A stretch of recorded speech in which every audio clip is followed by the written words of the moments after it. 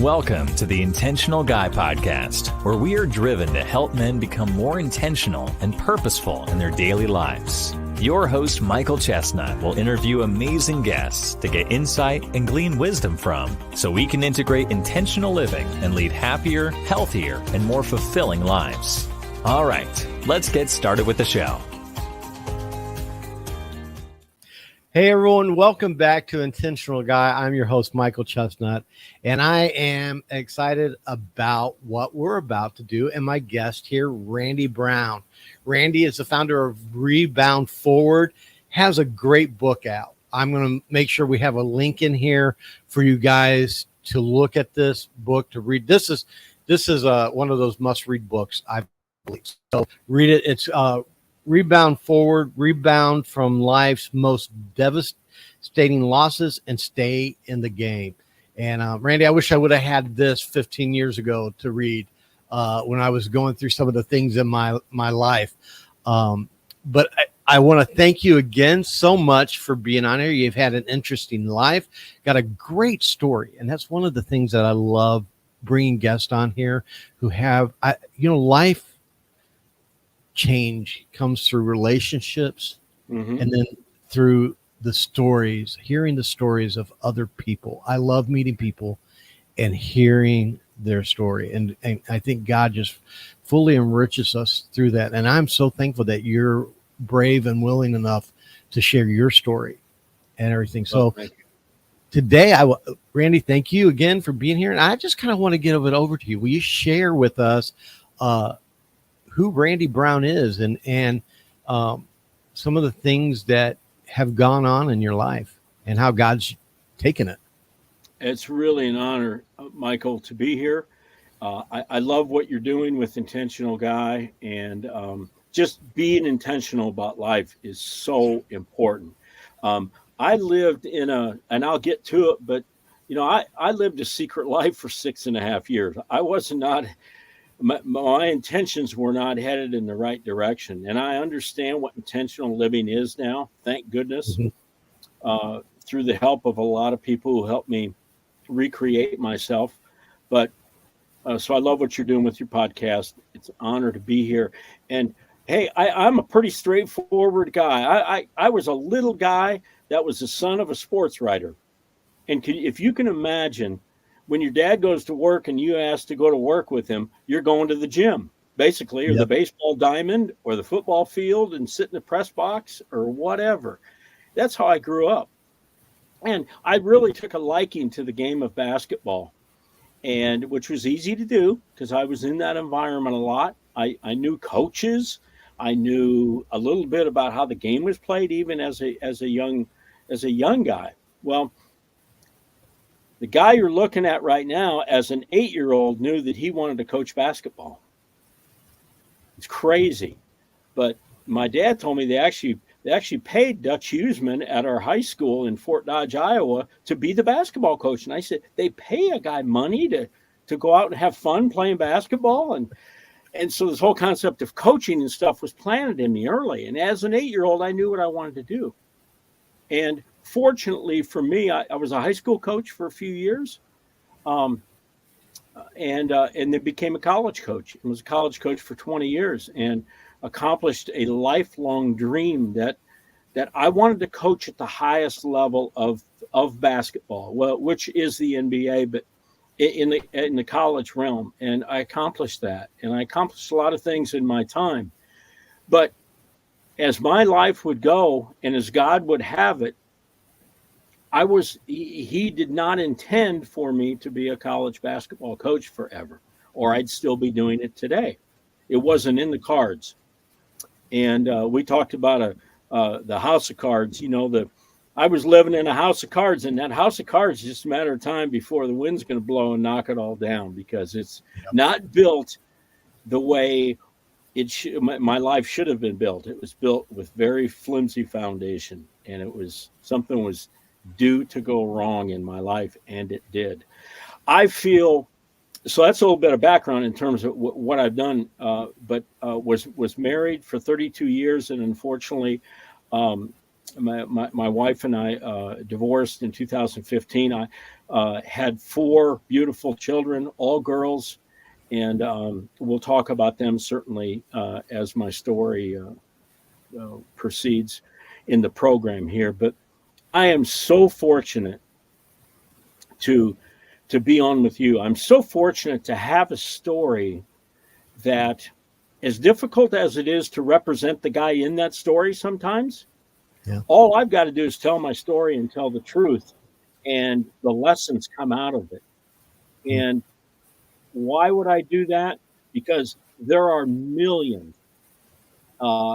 Because pornography was part of my issue. Pornography was the reason I went to prison. Pornography was and my choice of pornography was the reason that I ended my coaching career. I ended it. Nothing else on the outside ended it. I was responsible for ending it. Well, if 70%, if we listen to the statistics, 70% of men are dabbling in or are heavily into pornography, we're talking about millions and millions and millions of hurting men who know what they're doing is wrong, who know what they're doing is going against what their maker wants them to be, the kind of person their maker wants them to be and has been created to be. They're betraying their life with their wife or whoever their girlfriend or whoever it may be, or they might be single. I know how many, you and I both know how many men are out there hurting, but they're hurting in secret. The magic of what you do as a podcaster is we're gonna leave a permanent audio record of this conversation that could be played for years and years and years ahead. It could be played tomorrow for somebody, 3 weeks for somebody, 3 years for somebody, and it could change a life. Yeah.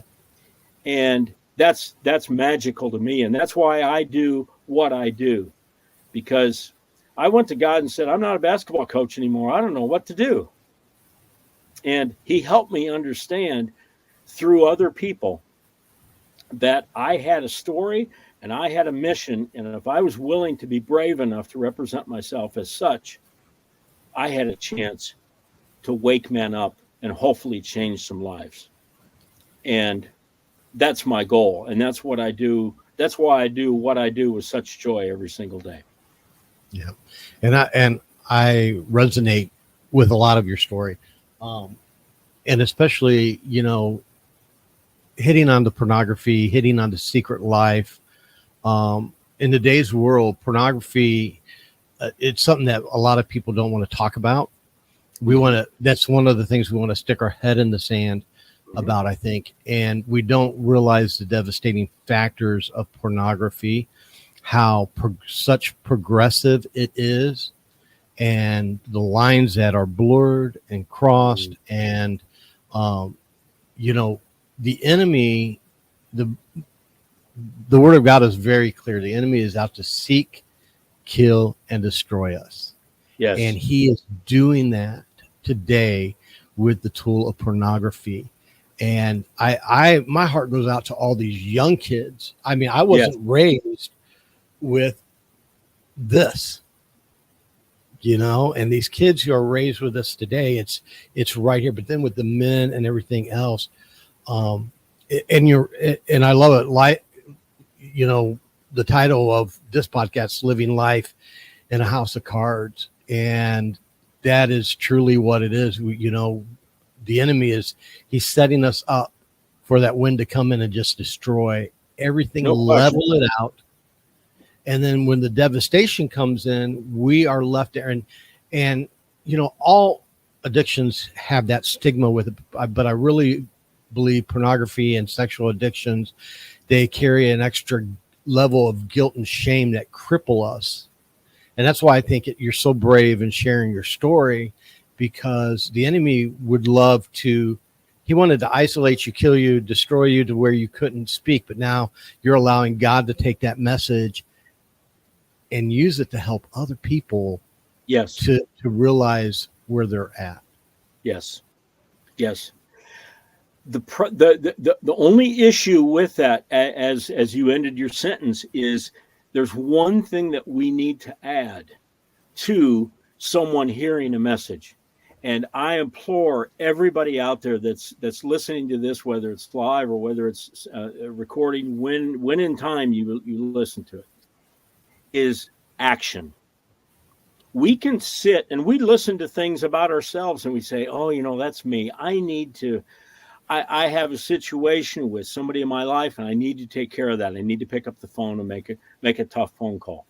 And we hear that and we know deep down that that takes action. That takes an effort. So men that hear this may resonate with, oh, I'm in that place and it's a dark place and I can't get out of it. I don't know what to do. I don't want to go to prison like the guy on the podcast did. Well, I got news for you. I already did the time. I did 2 years of it, 635 days. I did it for you. If you're listening to this, okay, I've done it. You don't have to do it. Why would you repeat what I've already done? That's ludicrous. Mm-hmm. And so it takes action, though. And I want to, I think too many times I'm on podcasts and I tell my story and I talk about this and that, but as a coach, and I'm a coach for men too, as well as a professional speaker. And, I take my coaching from basketball and I put it into my coaching. I'm very direct. And when something needs to be delivered, I deliver it. But it takes action. You can't sit there and say, well, I'm living a secret life too. Okay, great. If you don't do anything about it, you're going to live it one more day tomorrow and another day after that. And who's going to stop it? You are going to stop it if you want to.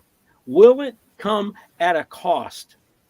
Almost invariably, yes. Will it be uncomfortable? Yes. Painful? Yes. You want 100 more adjectives? I'll give them to you. There's a lot of them. But in the aftermath of that, it's worth it times 1,000,000. Yep. That's the thing.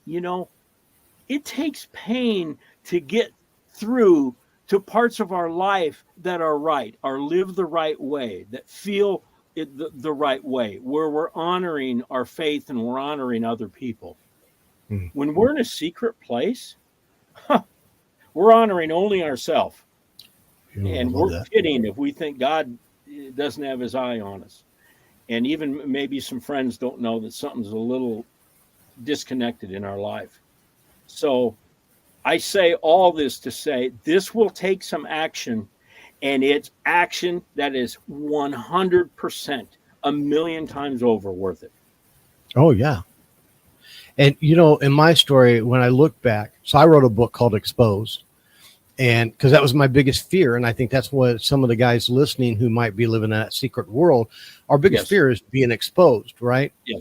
Well, for me, I look back and I'm amazed at how God had people each step of the way for me. God never left me. He had people each step of the way. And as you're listening to this, if you're one of those guys, let me tell you, God has someone in your life right now. If you're a child of God who is waiting who is there to help you. God has them there. It requires us, like you said, to take action. Don't let fear guide you. Don't let fear cripple you. We are more than the sums of our worst moments in life. As I read your story, it's not just pornography. You had such devastation in your life.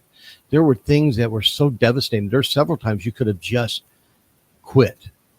You could have just given up on life, and that's what the enemy wants. But you found the fortitude to move forward. That's why I love the title of your book, Rebound Forward, because the enemy just wants to hold us back, right? Mm. Mm. So, and the enemy's so cunning, so clever, so, we think that, no, I'm not going to go for that. Well, I did. I got to the point where I knew it was time to be exposed, but I wasn't willing to do it. Yeah. It's hard to do now. What we're saying, what you and I are talking about is hard to do. I don't sugarcoat anything. It's just like when I was coaching basketball, I coached 12 guys that played in the NBA. So I've coached some really, really, really good players, but I coached them hard, and I coached them with honesty, and directness, because that's what they needed. They couldn't do it on their own. And the men that are listening, that know that they're in trouble, that know they've built up another world apart from the one that everybody sees them as being connected to, man, it's a tall order, but it is worth it. You can't tell me. Let's think about a marathon runner for a second. I love examples of things that parallel to what points I'm trying to make when I speak to men. But let's talk about a marathon runner. Somebody says, I want to run the Boston Marathon. And they start out by running 1 mile. Then they run 2 miles. And then they add it. And then they add some factors to it. Maybe some elevation they're running on. And maybe they do it during bad weather. And maybe now it's 11 miles. And now it's 14 miles. And do you think that they enjoy every second of that training? No, I'm sure it's sheer hell. At some point, they're like, oh, why am I doing this? This hurts. Every part of my body hurts. This is agony. Why would I do this? This is pain, right? Right. Well, I'll tell you why. When they cross the finish line at the Boston Marathon, and their friends and family are there, and the elation of being able to accomplish something like that. And they'll tell you 100 times over that it was worth it, times any number you can come up with, to have gone through the pain. Okay. No pain, no gain. Right. Okay. Short-term pain for long-term gain in this situation. But actually in pornography, it's the other way. It's short-term gain, we think gain, for long-term pain. Yeah. It really is. You kind of flip the switch there. But let's just think about anybody in any, we could come up with 100 different situations, but that marathon runner knows that the pain will be worth it. Yeah. And this is what you and I wake up for every day, is see if we can't get that message into someone's mind so that they will act. We sure hope so. And I think the thing is, pornography is masking pain, probably. That's why it's reversed. It's given us a false sense of relief, a false sense of something else. And the key word is false. The enemy gives us that false sense of gratification. And that's not just pornography. I feel like I cheapen my story when I say pornography, because it was a lust problem, because it went with pornography. Like I said, it's gradual, and you will blur lines and you'll cross lines that you'll say, man, I'll never do this. I'll never do this. The next thing I know, here I am with a prostitute. Yes. And, I was a minister of God. But I was seeking, I was lost, I was hurting. I had a lot of unresolved trauma in my life that I never dealt with, and things like that. And so some of you guys that are listening, I think they have to understand that, everything that needs to come to light will come to light. Mm-hmm. It will come to light. And I would rather do it in the mercy and grace of God than with the enemy saying, here, now, let me take the rug out from under you. Yes. And so there, but you also had a lot of tragedy in your life. I mean, it wasn't just this. There's been, the enemy was really working to take you out. Until 1992, Michael, I hadn't really experienced that much of what I call big hurt, because everybody's got some big hurt in their life. It's just part of being human. It's going to happen. Right. But in 1992, as an assistant basketball coach at Miami of Ohio, I left for practice. It was the day after my oldest daughter, Meredith's 4th birthday. And she and her 1-year-old sister were at home. And I actually got a grocery list from Meredith. She wanted a few things at the store. I still have my list. It's a precious list. One of my greatest possessions, actually. And I wrote it down. I went off to practice. I've been to thousands of practices, just another practice. And when a security guard from the university came and walked on the basketball floor during practice to grab me and tell me, "You're coming with me. I need to take you somewhere," I put the fear of death in me. And I went with him. We got in his car and he took me to the local hospital where my 4-year-old daughter was lying in the emergency room and had officially passed, with my wife hysterically greeting me and trying to explain to me what had gone on at home to bring her to the hospital. And what we didn't know at the time was that our children were going to be afflicted with a very rare disease that the doctors didn't even know about. That once it kicked in, it could kill them in an hour.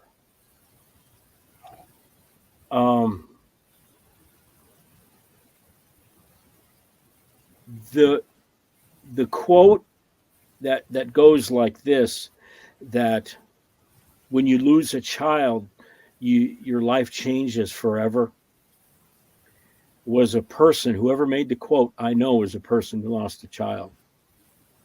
Because as you grab for the manual to try to figure out what step is next, it's just so dark and so things are murky and nothing makes sense and everything is disconnected, and you're waiting for the dream. You're waiting to wake up like a elementary school student, and instead of the monster chasing you, your mom wakes you up to go to school and you're like, oh, thank goodness I get to go to school today. That's what I was waiting for a long time. And my wife and I had to try to figure out how to go forward. We had a 1-year-old, and it changed almost everything in my life in a moment. It changed it changed my innocent approach to what life was going to be all about. And it's good that it did, because if you looked into the future, you would know that we were going to have 3 more beautiful daughters.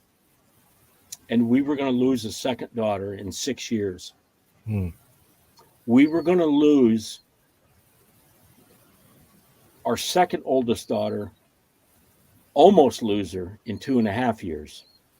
So in a 6-year period, we lost 2 of our beautiful kids and almost a third out of the 4 that we had.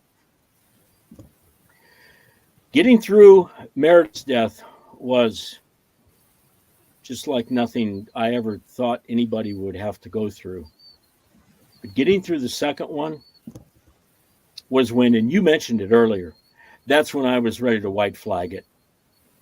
I said, if I had a 4-year-old go before me and a second 4-year-old go before me and almost a third daughter die in front of our eyes, I'm short. I'm not long for this.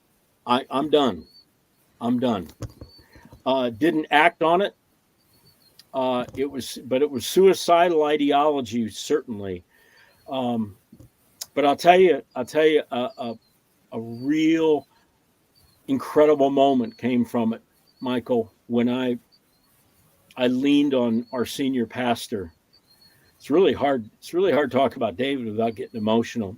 Dr. David Staff, our senior pastor at the E-Free Church in Ames, Iowa, who became a dear friend.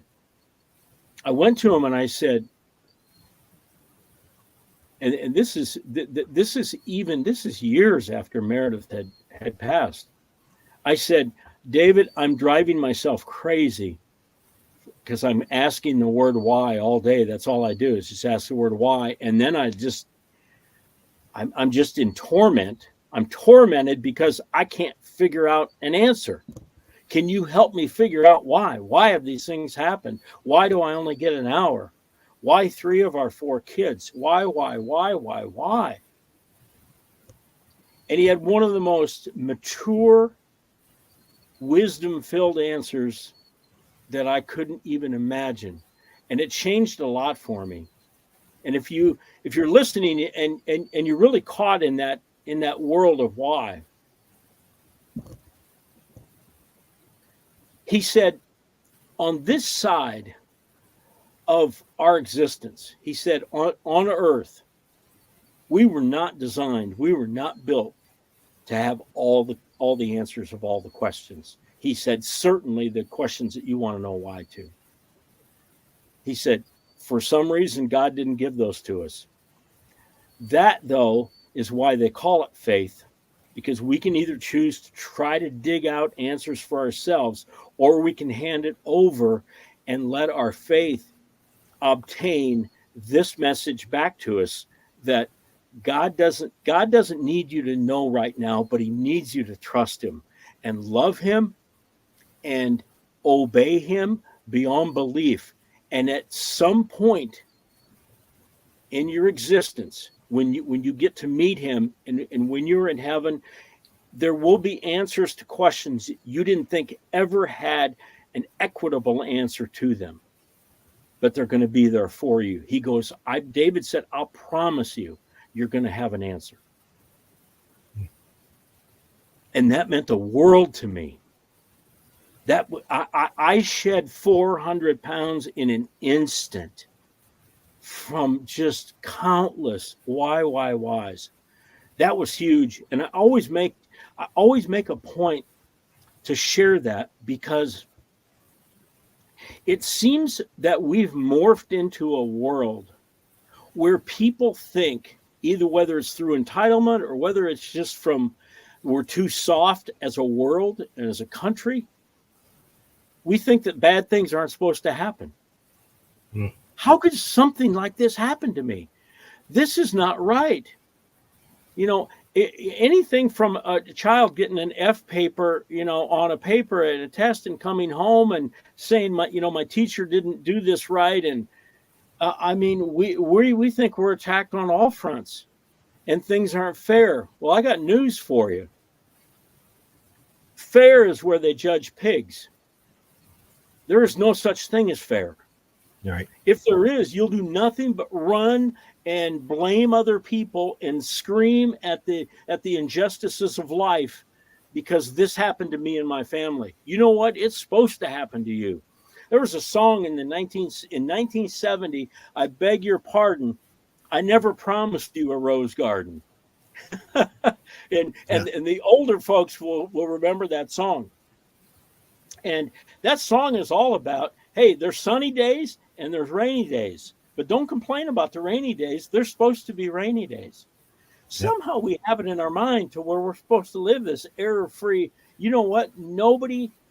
Adversity knows no indifference. It's part of everybody's life. Get used to it. Part of what I speak about, Michael, is about how to grow resilience within you so that when things do happen, you are prepared. You have a shield of armor such that you can handle the big hurts in life. Sometimes we just go off the deep end, and you hear a lot about suicides and people doing some pretty crazy things when something really bad hits them in life. A lot of divorces happen immediately when there's a death of a child. Yep. And I really beg with people to access your faith and turn to your resilience and turn to other people in your life to get through it, because you can get through it. You can get through it. But when we react instead of respond, it's a tough deal. It's tough. Yeah. I want to react. When Natalie Jean Brown died 6 years later after her daughter, her older sister Meredith died, I was ready. I wanted no part of this. It wasn't worth it to me. But thank goodness to the people I just mentioned and turning back to my faith, I was able to see clearly. Thank goodness I did. And now I can use that clear that I saw to help others. You know, Randy, as I listen to you, there's so much to unpack in your story. So first off, I'm really gonna recommend guys read this book to get the full information. But you know, you did some time in federal prison. Yes. And I understand that has to be kind of a defeated time, can be a defeated time. And I'd love for you to just tell us a little bit about that, just for the simple fact that as men are listening to this, there's always consequences to our actions, always consequences. You said it earlier. A lot of times we respond to feelings instead of acting to knowledge and fact, right? Yes. And Wisdom. when we Yes. and when we react in those feelings can lie to us and cause uncontrollable actions out of us that we will regret later. Yes. And in your life, there have been some devastating consequences. I mean, I worked at a prison. I was a guard, and then I was a transition teacher. So as you were leaving prison, you went through my class. Great work. Yeah. And working there was until I left there, I didn't realize how negative the environment was and how it placed on me. And I just worked there. I came in, did my 8 hours. I left. I didn't live there. Yeah. And I know that the reason why I want you to share just a little bit of your experience in prison is because I think we can relate to this. Some of the men can relate to this because some of them, although they may not be residing in a federal prison, they're kind of living in their own prison of isolation, fear, and devastation, and other consequences to that. So could you give us some information on that? Absolutely. So I was ready to a point, but I wasn't completely ready mentally to go to prison because I thought I was better than those that were already there. So I'm going to tell you about prison, but I'm also going to tell you about maybe the greatest gift in my life other than having a faith. I stood in federal court and I heard them list my name and my sentence. And my sentence was 2 years in federal medium security prison. And the judge said, which I didn't understand at the time, and I'm going to recommend that you do your time at Butner, North Carolina. And I thought to myself immediately, what in the world? North Carolina, I live in Iowa and my family's in Iowa. And I thought, no, it's way too far away. He said, because they house one of only 3 federal sex offender treatment programs in the country. And I'm going to recommend that you go there. I found out later it had a 10-year waiting list. And I've got a 2-year sentence. Somehow, he had this wisdom to recommend that I went there and must have called and done some work with those people to say, and when he comes, I'd like him to start right away, which I got to do. I got to do my 2-year sentence. And here's the gift. I spent 2,410 hours working on myself with 6 world-class doctors and treatment specialists. Where the hurt becomes a unbelievable benefit in your life is when something like that happens. I got to work on myself with great people. Now, I was so messed up and so defensive and so entitled and probably had a lot of ego from being a top-level Division I basketball coach that I really didn't know if I deserved to be in there with these other guys. Well, you know what? These other guys, I'm one of these other guys. When I got there, I realized, and it took me 6 months to get to the point where I dropped all falsehoods, all masks, all crutches, all everything. I felt totally out there, natural and naked. I did. I felt like I had been ripped of everything. When that happened, I became a model student in their program, but not until that happened. So how that happened to me, how that allowed, how did that work for me to have that kind of blessing? And that kind of gift, I don't know. I'll never know, but it's one of the greatest gifts I've ever received in my life. I got to work on myself. And it made all the difference in the world because it taught me mentally how I had thought about females, how I thought about pornography, how I thought about entitlement, but went way deeper into all of the deception, the self-deception that we all use and become a victim of on our own to put ourselves in our own prison. And I got a chance to unhook all those wires and deconstruct all that thinking. It was masterful. Now, I didn't know these people were as world class when I got there, but I learned quickly that they were. And so that's the golden nugget in my story. That's the unbelievable part. Let me go in reverse though and talk about prison and just in general. Prison is a no joke place. It is no place for you to act outside of actually who you are. You just need to stay on your straight and narrow and do what you're supposed to do, and that's it. There's plenty of trouble to get into. It's a scary place. Yeah, it's a scary place. You have a chance to get in as much trouble as you want, but they will tell you when you get there. And I was asked this question the second day I was there. They said, "Got a question for you, very important question. You have a choice to become a better criminal or a better person. What do you choose? And choose now." And I said, "I believe the latter." So it's a great place to go if you want to become a better criminal. But you're just going to come back. You're going to come back. It's a world within a world because, as you know, they have their own rules. It's just like this other world that you didn't even know existed, and you have to live within their rules. And you better quit asking why, because there's no answer to why when you're in a prison. One of the things I did that really helped me, Michael, was I became ultra busy and productive. I wrote a lot of Rebound Forward while I was there. I sent 350 typewritten pages back to my wife at home so that I had them safe and sound when I returned.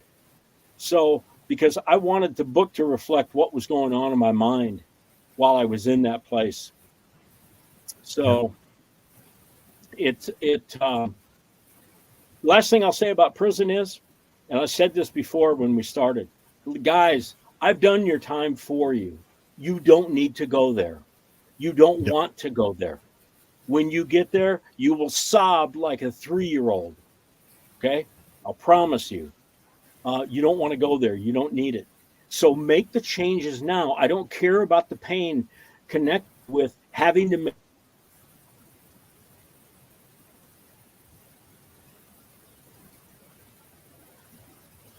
me. Well, I look at your story and I look at your bio, and you're a life coach. And I kind of want to hit this before we run out of time. As a life coach, what is some of the key words or key things that you have that you are able to help men, and what is your niche? Who are the men that are good for you to coach that you would recommend would be great to maybe go check out your site, to go check out you, where they're maybe stuck or something like that? How would that affect them, and what do you have to offer that?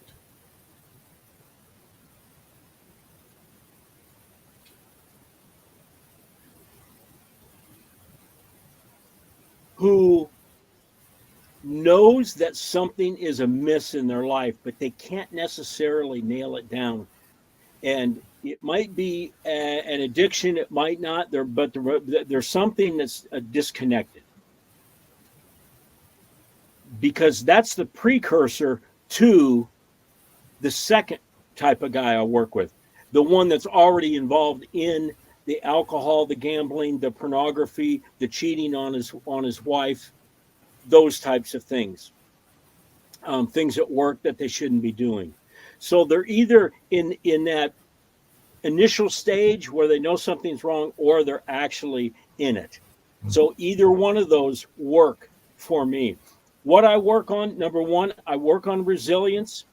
I define resilience, and then I have a way to take them through how to grow. Once we develop what is their current level of resilience when difficult things happen. And we talk about, Michael, from a stub toe to going to prison. I mean, I talk about everything because they're all the same. And the getting in a habit of responding versus reacting, and that takes a lot of teaching. That takes a lot of work with a lot of examples and a lot of homework. The other thing which I learned in treatment, which I teach to the guys I work with, is to adopt a language of responsibility and the action of responsibility. And it goes like this. When they told me about this in prison, I said, well, I'm responsible for, I said what you hear every guy in the paper say when they get in trouble. I'm responsible for everything that I've caused and all of the damage that has gone on. I'm responsible for it all. Okay, great. Then you see them on another interview and they're blaming other people and they're not taking responsibility. Okay, so I learned in a really tough place by some people who could really lay it on you, how to adopt a language of responsibility. I'll give you a couple of examples. I made a mistake. When the first time I said, no, I made a mistake, they jumped on me. And they said, you didn't make a mistake. You meant to go to that site. And I said, you're exactly right. So I made a mistake out of my vocabulary. Mm-hmm. When I talked about the computer, well, I was on the computer. No, I chose to turn my computer on. And so I had to change those words. And I still today will catch myself. Okay. And I left prison 21 years ago, 19 years ago. I'll still catch myself. But learning a language of responsibility is awesome because the words you use will then be reflected in the actions that you take. Yes. But without the words and the mental strength that you give yourself, there's a chain to it. And I learned that from them, and that is huge. And you get looking at yourself first and looking at the situation and others second. And that's the only way to go through a conflict or someone who has done something. So there's two things right there to answer your question. And so thank goodness, I learned a lot of what I teach in prison. So there's a gift right there, right? I'm a much better life coach than I ever would have been just going through a textbook coaching certification. Okay. Yep. I learned it the tough way and I deliver it back to the guys I work with. And thank goodness, because it's the soundest teaching a person could ever learn. Yep. You know, the joy of living in a life in a house of cards is you don't realize, but the blessing comes when it does fall, because then you can start rebuilding it on a better foundation, a better house, and everything else with that, right? And that I never thought I would be thankful for some of the things that happened in my life, but had they not happened, I would have continued living not intentionally, you know? And the great thing is we are more than the sums than the worst moments in our life. Yeah. The most devastating things that happen, those can be life learning moments to becoming a better version of ourselves, but only if we choose to. And I love that they told you can choose to become a better person or a better criminal, but it is a choice that we get to make. And I'm learning that in my journey here, because I've spent the last 15 years on this journey, is that actually longer now, is that the power of choice, and God's given me a free will to do that. Yes. And so I'm very conscious about what I'm pouring in. And that's why I love having guests like you on, to be able to pour in these things. And we didn't have enough time today to really break into your story and all that. And that's why I'm really going to push your book. That guys, go read your book. We'll put a link in there. Where can they go to find, to learn more about the life coach and some of the other things? Yeah. So what I usually tell people is to go to my website, which is just Coach RB, my initials RB, just COACH-RB.com. And on there will be anything that they will be looking for, and contact information. And please contact me. I will follow through like I've known you my whole life. I will follow through, and even go as far as accessing my personal telephone number. And I tell people, just send me a text message. Say, hey, I was on Michael Chestnut podcast, Intentional, the Intentional Guy, and I heard you, and I'd love to talk to you about some things I got going in my life. For some reason, it's pretty easy to talk to strangers versus my best friend. It's really weird how that is, because you'd almost think it'd be the other way. So I want to be the guy who's the stranger to you that you heard on a podcast. Send me a text message or call me, but you can send a text message and explain kind of who you are, whatever, when we can talk. And I would love to talk to you. I'd love to talk to everybody that ever hears this podcast. You can certainly send an email. That information, my email address is on there. So if they go to the website, Michael, they'll be able to reach me. And I really would love to hear from them. Well, we'll put that in the link. So all you have to do is click on it, and we'll make it easy for you guys to do it. Because I know sometimes when we're seeking for help, that click can be a hard one to do, something so simple to do.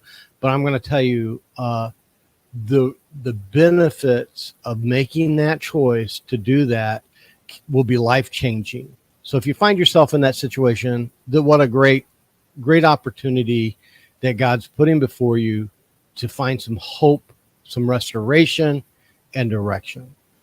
Well, Randy, thank you again for being on our show today. I really appreciate it. And I'm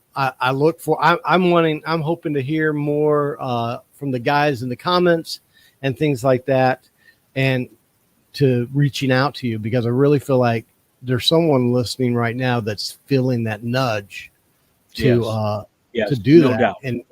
And you need to obey it. You need to obey it. Take our stories and learn from it. You don't have to go to prison. You don't have to go through this, because God's given you someone here that can walk it through you, and you can use the lessons of Randy's life to build on your life. And that's why I love stories. Hearing other people's stories are so powerful. So powerful. Randy, thank you again for being. And the key is to make their story yours and act. Yes. And if so, wow, we have done something good here today. Sure. Thank you God so much, has, Michael. right? Thank you. Oh, yeah, absolutely. Until next time, guys, keep being intentional. We'll talk to you later. Thanks so much for listening to this episode of the Intentional Guy Podcast. We hope you enjoyed the show and got some real value out of it. Tell others what you learned, and share the podcast if you think they would benefit from it too. Please follow us on your favorite podcast platform, leave a review, and consider checking out our website, intentionalguy.org, to learn more about us and get in touch. Thanks again, and we'll see you next time.